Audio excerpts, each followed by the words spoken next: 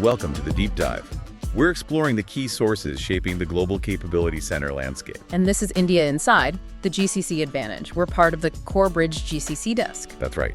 Our goal here is really to partner with global companies, policymakers too, helping everyone understand India's role as, well, the world's emerging GCC hub. And today, we're really diving into a critical question. India leads, no doubt, over half the world's GCCs, something like $65 billion in value annually. Huge numbers. Huge.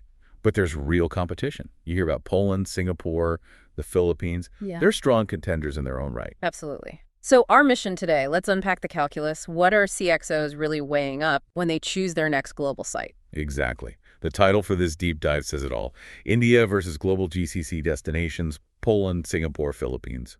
We want to understand those location drivers and, maybe more importantly, look ahead. Why does the next decade look set to really cement India's position? Okay, so let's start with the big picture shift. It's not just about cost anymore, is it? No, not for a while now. The mandate's matured. Right. GCCs, they've moved way beyond just being outsourcing hubs.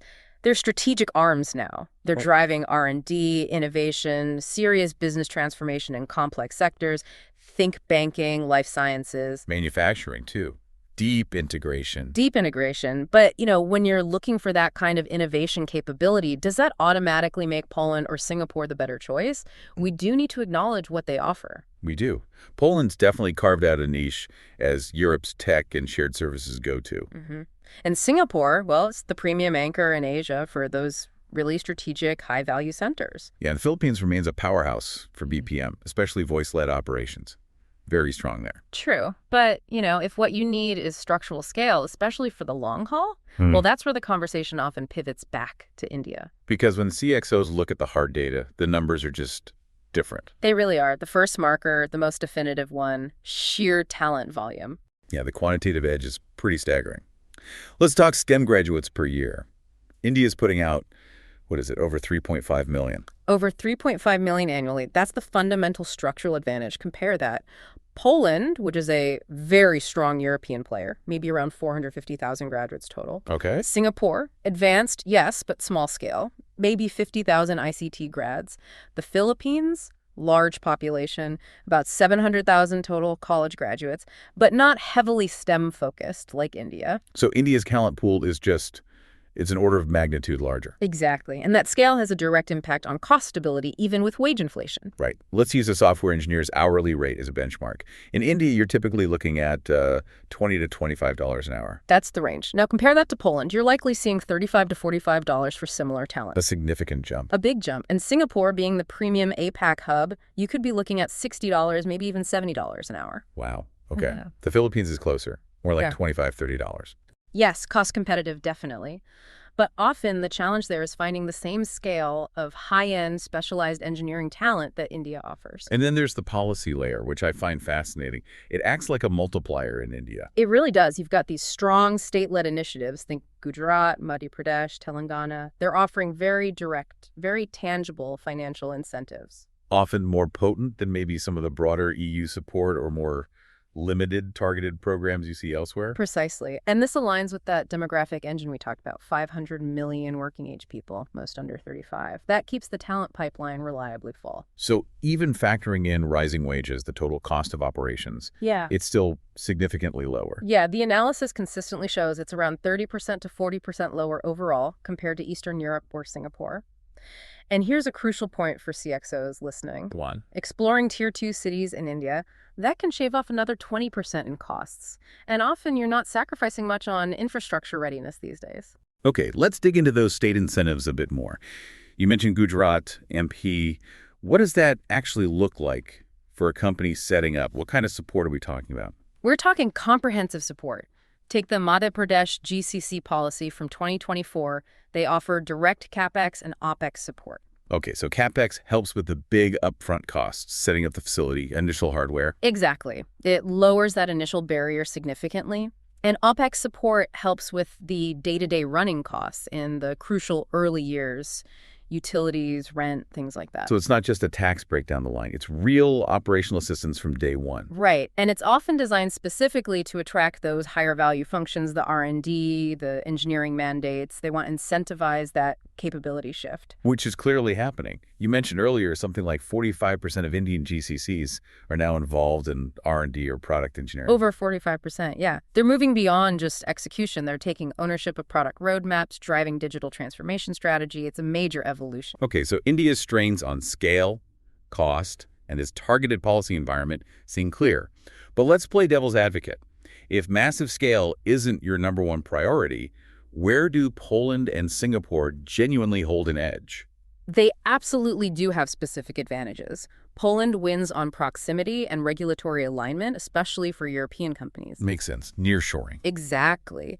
Think large European banks, insurance firms. Setting up shared services in Krakow means you're within the EU, you meet strict data sovereignty rules easily.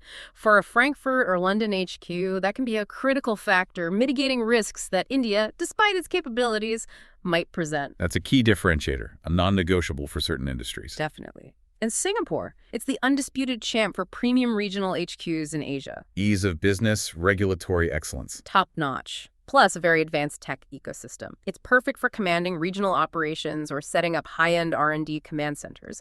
But it comes at a price. High real estate, high labor costs. It's just not built for large-scale engineering volume. So high cost, high capability, low legal friction for Asia-Pacific leadership. That sums it up well. And the Philippines. Their strength is still that English fluency, the cultural connection with the U.S. market. Absolutely. Fantastic for customer experience, for certain types of shared services where cost and communication are paramount. But the talent pipeline, as we noted, is generally more geared towards BPO roles. Finding deep innovation or product engineering scale can be tougher. Okay, this comparative view is helpful, but it really comes alive when you see how companies navigate these choices in practice. The automotive case study you mentioned sounds like a perfect example. It really is. It shows a strategic split, a bifurcation based on capability needs. So picture this. A major European car manufacturer. They already have a well-established shared service center in Krakow, Poland, about 1,000 people doing finance, HR, IT, the core operational stuff. Stable, efficient. Right, the traditional model. Exactly. But then around 2022, they hit a wall. They needed advanced talent for their next-gen vehicles, specifically AI and EV engineering. And Europe just didn't have the available pool at scale.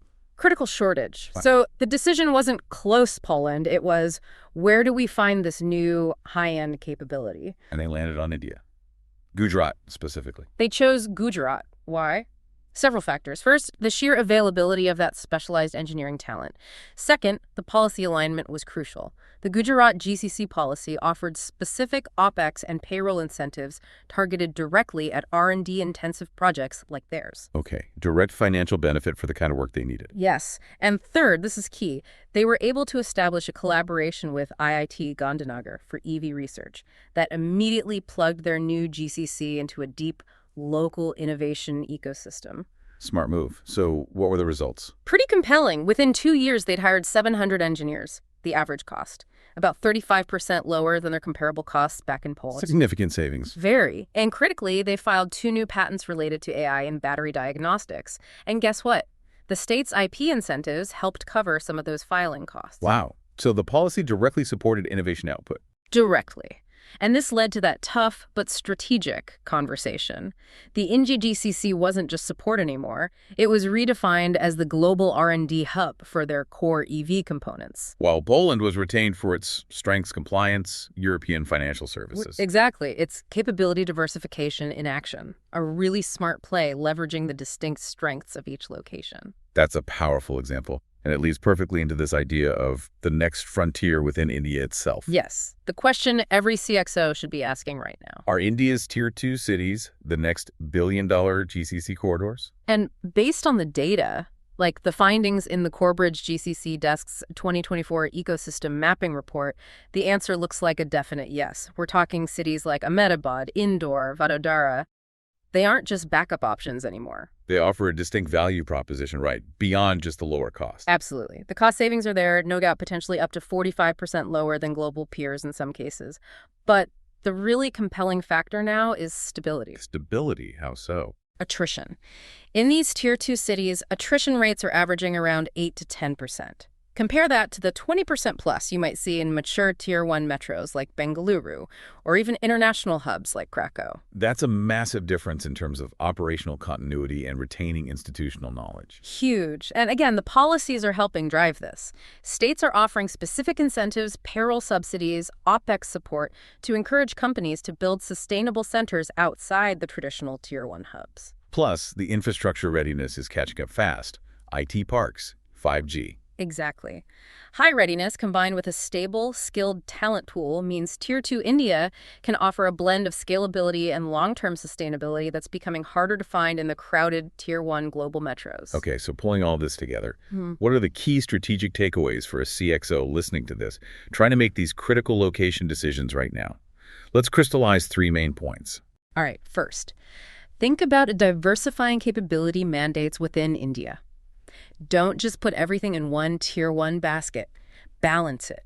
Use Tier 1 for hyper-specialized, niche talent perhaps, but leverage Tier 2 for scale, volume, and crucially, stability.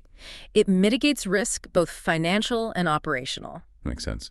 Balance the portfolio. What's second? Second, pay very close attention to the state-level GCC policies. Don't just look at national frameworks. These state incentives are often more financially impactful and specifically tailored to the kind of advanced R&D or digital work you want to do. They can directly fund outcomes. So understand the nuances of state competition. Got it. And Third, prioritize talent density and long-term stability over just brand perception or sticking to the familiar big city names.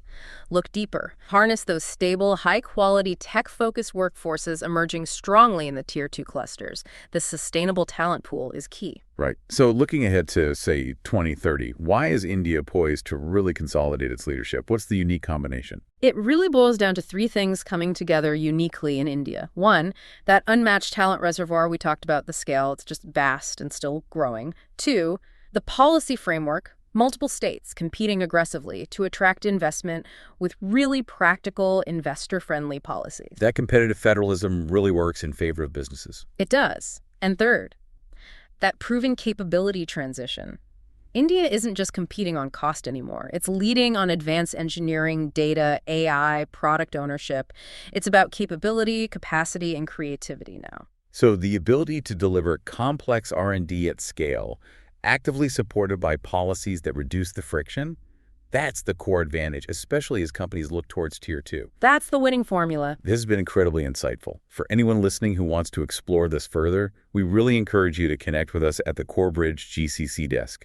We can offer much deeper engagement, consultative support, help you think through pilot-to-scale models. Absolutely. We're here to help navigate this ecosystem, and you can also find more resources linked right in the description for this deep dive. We've put together curated policy insights, and our comprehensive study guide is available for download there too. Definitely check those out. It really feels like the time is now to move beyond just considering India and actually start shaping the next decade of global capability leadership right here. Well said. Join us next time, where we'll be diving into how GCCs are leveraging AI, particularly generative AI, to really transform product engineering strategies across India's tech hubs. That's going to be fascinating. Looking forward to it. Thanks for tuning into India Inside, the GCC Advantage. And just a quick note, this discussion is based on publicly available information and reports as of our recording date.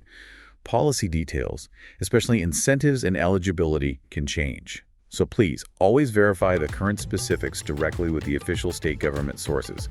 We've drawn on insights from NASSCOM's INNOV, PwC, and various state policy documents.